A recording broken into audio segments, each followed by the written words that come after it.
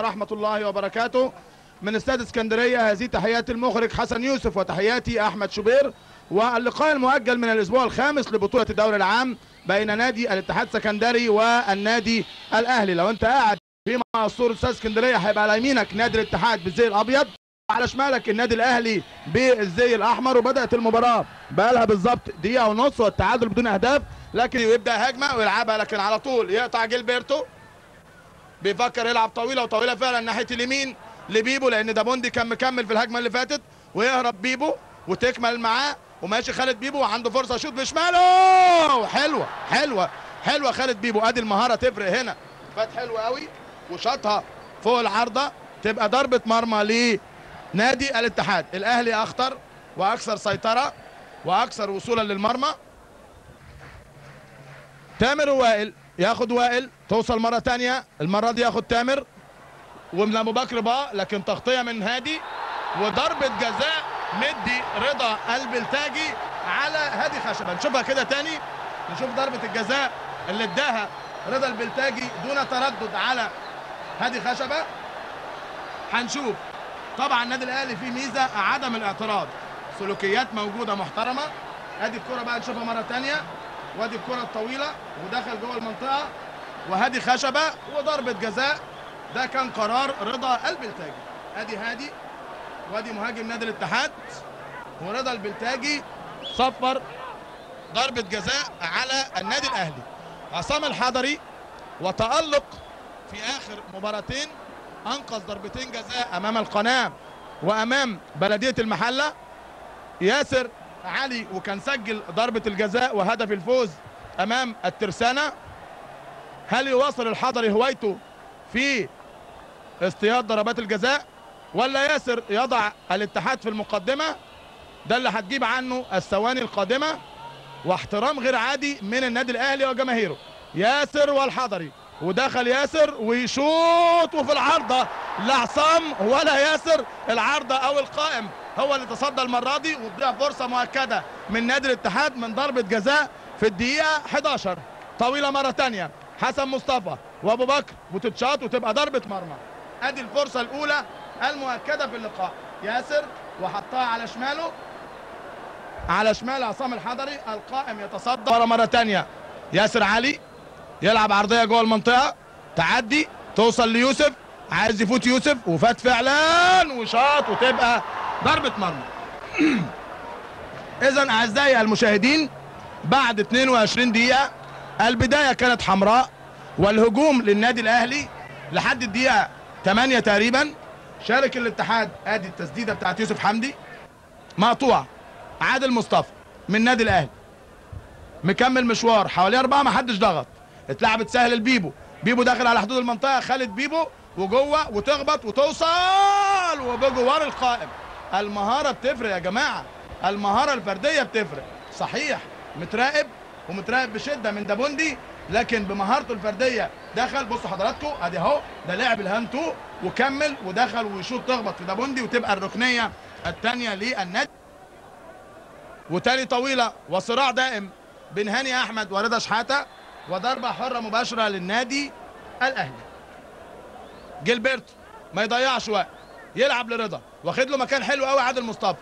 رضا يلعب عرضية وفرصة، والهدف الاول احمد بلال. والهدف الاول احمد بلال. هي دي النادي الاهلي، هو دي. يا سلام يا احمد يا بلال على الوفاء. ادي الكاميرا بتقول صالح سليم، الفانيلا اللي تحت فانيلته اهي مكتوب عليها المايسترو صالح سليم، يسجل الهدف الثامن.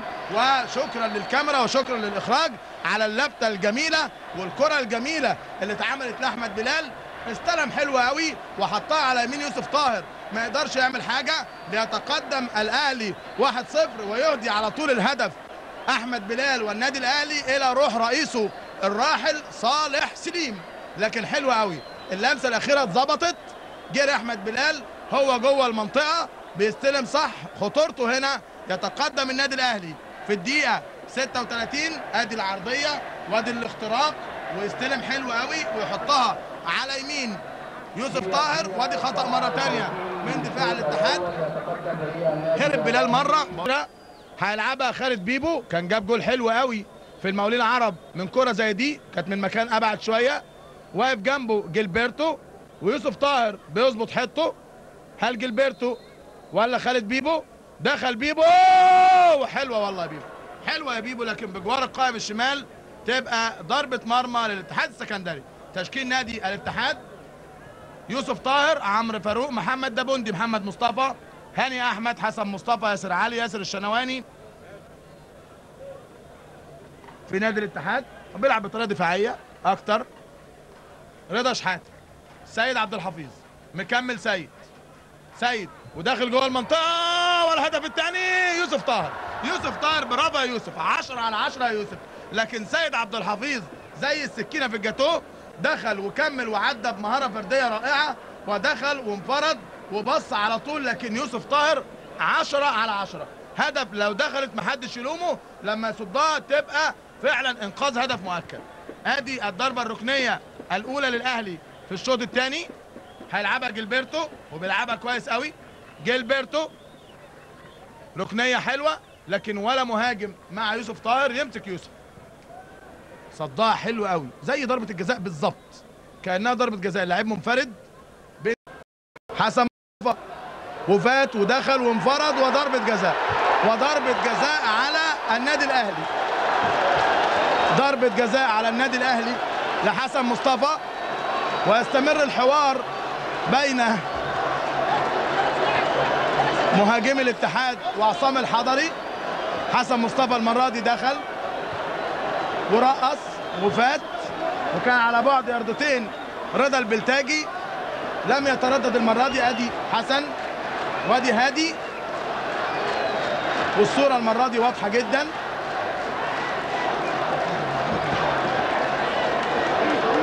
ادى ضربه جزاء لصالح نادي الاتحاد، دخلها المره دي ايمن سعيد. هل يبتسم الحظ للاتحاد السكندري ولا يواصل معاندته ام يتالق الحضري؟ هنشوف. الاعصاب مشدوده جدا في المدرجات والصوره صعبه جدا. ودخل ايمن سعيد وهدف ايمن سعيد، هدف التعادل للاتحاد السكندري. اخيرا اهتزت شباك الحضري بضربه جزاء صحيحه من ايمن سعيد، حطها في وسط الجون، وتسعد مدرجات نادي الاتحاد السكندري بهذا الهدف. وما زال جمهور الاهلي الحقيقه بيشجع فرقته كأن ما حصلش حاجه. وواحد ايمن سعيد في الدقيقه 23 من الشوط الثاني بيسجل الهدف الاول للاتحاد السكندري. فرقته بتلعب 10 لعيبه عشان يتعادل الفريقان 1-1. ادي ايمن خبطت في ايد الحضري، منتهى سوء الحظ للحضري ومنتهى حزن الحظ لايمن سعيد وجماهيره لعصام الحضري. الدقيقه 68 الاتحاد السكندري ب10 لاعبين. ادي الكابتن احمد صالح نجم الاتحاد في الستينات والخمسينيات، قابلنا قبل المباراه كان زعلان جدا الحقيقه، وبينقل تعازي اسكندريه للنادي الاهلي في وفاه المرحوم الكابتن صالح سليم. ادي ابراهيم سعيد ومشوار لابراهيم ودخل جوه المنطقه ويلعب، لكن على طول يشتت دفاع الاتحاد المعروف في وقت الازمات علاء ابراهيم. ما شافش رضا البلتاجي رايه نادر عبد المقصود، والضربه الحره المباشره ويوسف طاهر بالبوكس. سيد عبد الحفيظ ويشوط ويطلع ياسر الشنواني، تطول ولسه ما طلعتش، لكن مصمم يوسف حمدي انها تطلع بره. فعلا تبقى الركنيه السادسه، وابراهيم سعيد وانذار.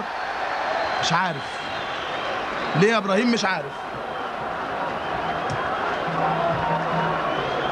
انذار لابراهيم سعيد.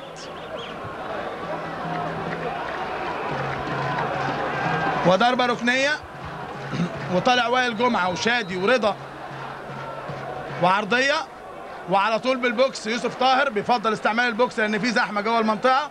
سيد عبد الحفيظ، سيد عرضيه مره ثانيه، يطلع يوسف ومعاه وائل جمعه، وضربه حره مباشره على وائل جمعه. راح رضا البلتاجي قال له قوم يا يوسف.